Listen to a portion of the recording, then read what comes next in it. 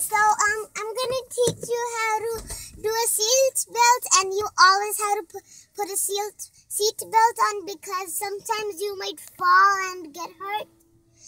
Oh, and you have to pull this thing, and then there's a red thing over here.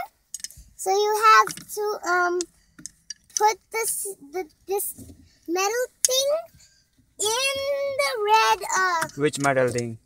This thing, and put it in the hole.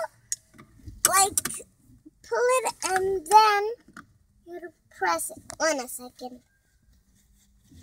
Yep, like this, and then you have to push it down. Yeah. And then if it's too big for you, you have to pull up it a little bit so it gets your size.